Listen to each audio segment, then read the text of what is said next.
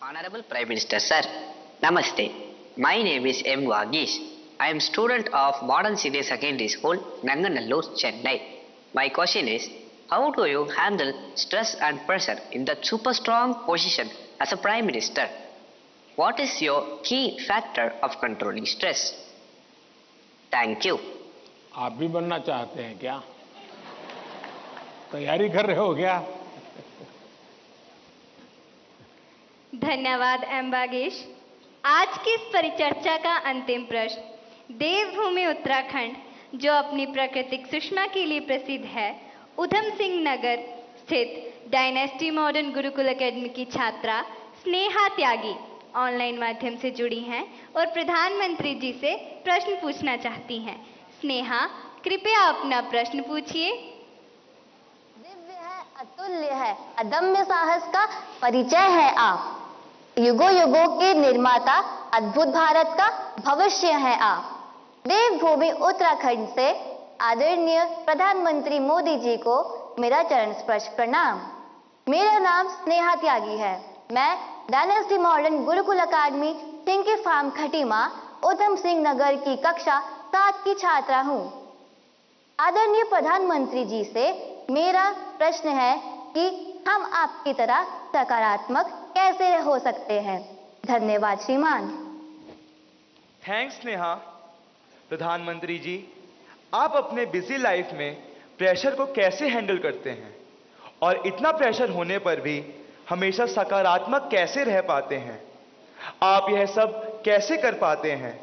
कृपया अपनी सकारात्मक ऊर्जा का रहस्य हमसे साझा करें। प्रधानमंत्री जी।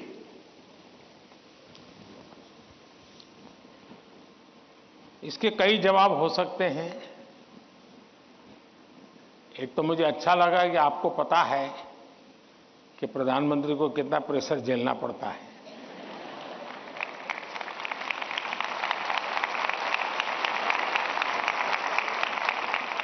वरना आपको तो लगता होगा हवाई जहाज है, हेलीकॉप्टर है, उनको क्या है, यहां से यहां जाना है, यही करना है। लेकिन आपको पता है कि भांति भांति ये सुबह शाम, दरअसल हर एक के जीवन में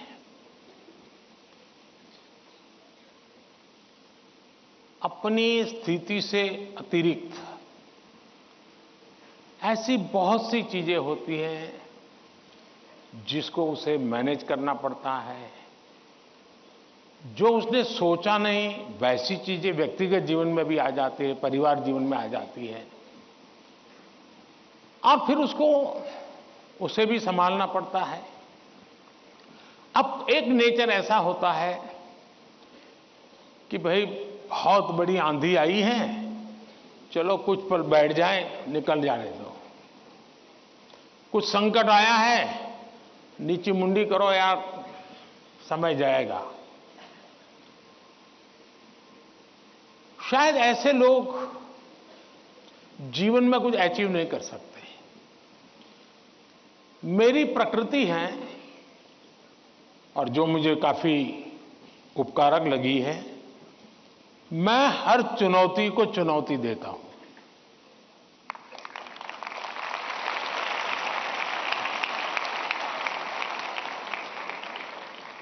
चुनौती जाएगी, स्थितियां सुधर जाएगी, इसकी प्रतीक्षा करते हुए मैं सोया नहीं रहता और उसके कारण मुझे नया नया सीखने को मिलता है।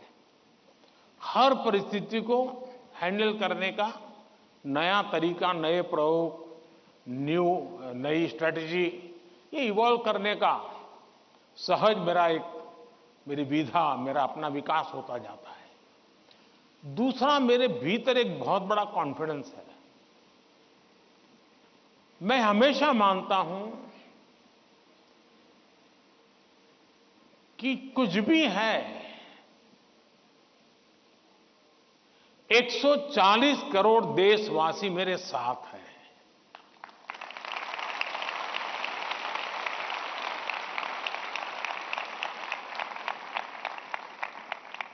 अगर 100 मिलियन चुनौतियां हैं तो बिलियंस ऑफ बिलियन समाधान भी है। मुझे कभी नहीं लगता है कि मैं अकेला हूं। मुझे कभी नहीं लगता है कि मुझे करना है। मुझे हमेशा पता होता है मेरा देश सामर्थ्यवान है, मेरे देश के लोग सामर्थ्यवान है, मेरे देश के लोगों का मस्तिष्क सामर्थ्यवान है। हम हर चुनौती को पार कर जाएंगे। ये मूलभूत मेरे भीतर मेरा सोचने का पिंड है और इसके कारण मुझे कभी नहीं लगता यार मुझ पर आया क्या करूंगा। मुझे लगता है नहीं 140 करोड़ लोग हैं, संभल जाएंगे, ठीक है, आगे मुझे रहना पड़ेगा और गलत हुआ तो गाली मुझे खानी पड़ेगी, लेकिन मेरे देश का सामर्थ्य, और इसलिए मैं अपनी शक्ति देश के सामर्थ्य को बढ़ाने में लगा रहा हूं। और जितना ज्यादा मैं मेरे देशवासियों का सामर्थ्य बढ़ाता जाऊंगा, चुनौतियों को चुनौती देने की ताकत हमारी और बढ़ती जाएगी।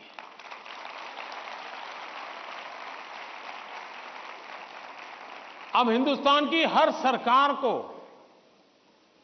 गरीबी के संकट से जूझना पड़ा है।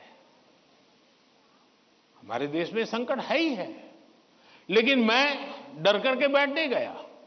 मैंने उसका रास्ता खोजा और मैंने कहा, सोचा कि सरकार होती कौन है जो गरीबी हटाएगी।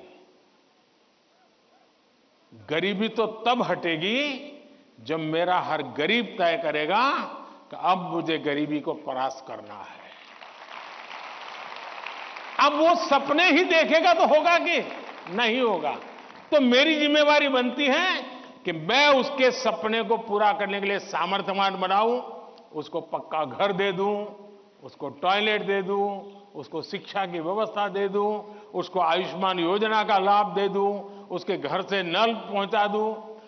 अगर मैं ये चीजों से जिसको रोजमर्रा की जिंदगी से उसको जूझना पड़ता है, अगर मैं उससे उसको मुक्ति दिला देता हूं, उसको एम्पावर करता जाता हूं, तो वो भी मानेगा अब गरीबी गई, अब मैं उसको मारूंगा। और आप देखिए, इस मेरे 10 साल के कार्यकाल में देश में 25 करोड़ लोग गरीबी से बाहर आए हैं। अब यही चीज और लोग भी तो जैसे बिताया मैं भी बिता देता। और इसलिए मेरी कोशिश रहती है कि हम देश की शक्ति पर, देश के संसाधनों पर भरोसा करें। जब हम इन सारी चीजों को देखते हैं तो कभी हम अपने आप को अकेला महसूस नहीं करते। जी मैं क्या करूं, मैं कैसे करूं, अरे मैं तो एक चाय बेचने वाला इंसान, क्या करूंगा, ऐसे नहीं सोच सकता हूं। जी मुझे पूरा भरोसा होना चाहिए। और इसलिए पहली बात है कि आप जिनके लिए कर रहे हैं उन पर आपका अपार भरोसा।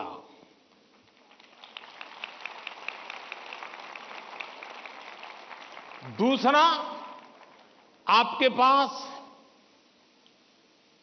निरक्षीर का विवेक चाहिए।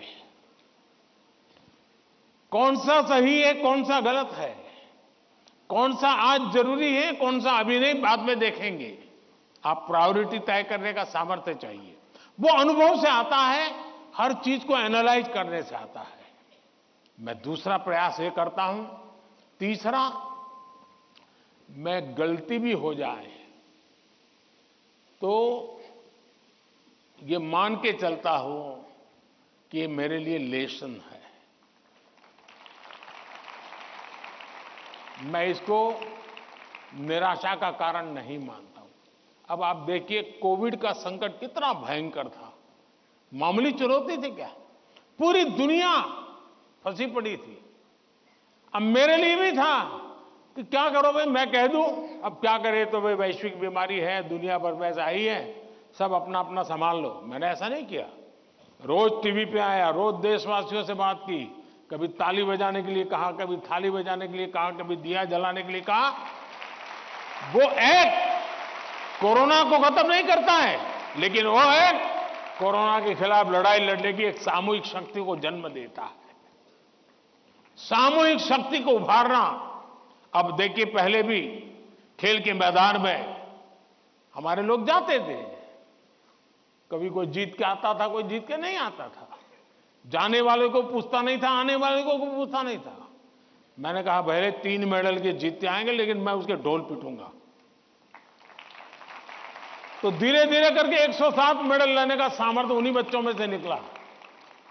सामर्थ्य तो था, सही दिशा, सही रणनीति, सही नेतृत्व परिणाम लाता है।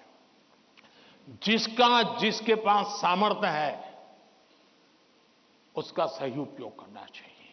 और मेरा तो गवर्नेंस का एक सिद्धांत रहा है कि अच्छी सरकार चलाने के लिए, इन समस्याओं के समाधान के लिए भी आपको नीचे से ऊपर की तरफ सही जानकारी आनी चाहिए, परफेक्ट इंफॉर्मेशन आनी चाहिए, और ऊपर से नीचे की तरफ परफेक्ट गाइडेंस जाना चाहिए।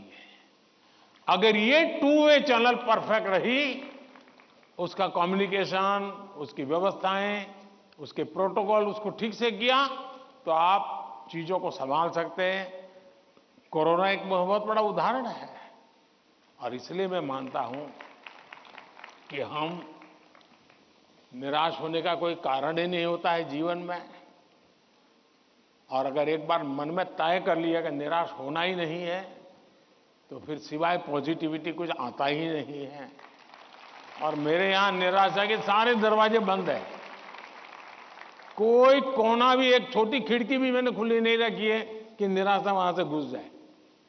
और आपने कभी देखा होगा, मैं रोता बैठता नहीं हूं जी, पता नहीं क्या होगा, वो हमारे साथ आएगा कि नहीं आएगा, वो हमसे भिड़ जाएगा क्या। अरे होता रहता है जी, हम किस चीज के लिए हैं।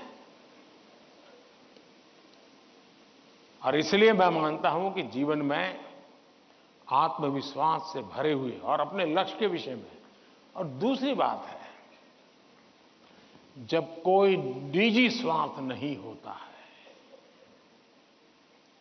खुद के लिए कुछ करना तय होता है, तो निर्णयों में कभी भी दुविधा पैदा नहीं होती है। और वो एक बहुत बड़ी अमानत मेरे पास है। मेरा क्या, मुझे क्या, इससे मेरा कोई लेना देना नहीं है। सिर्फ और सिर्फ देश के लिए करना और आपके लिए करना, ताकि आपके माता पिता को जिन मुसीबतों से गुजरना पड़ा, मैं नहीं चाहता हूं कि उन मुसीबतों से आपको गुजरना पड़े।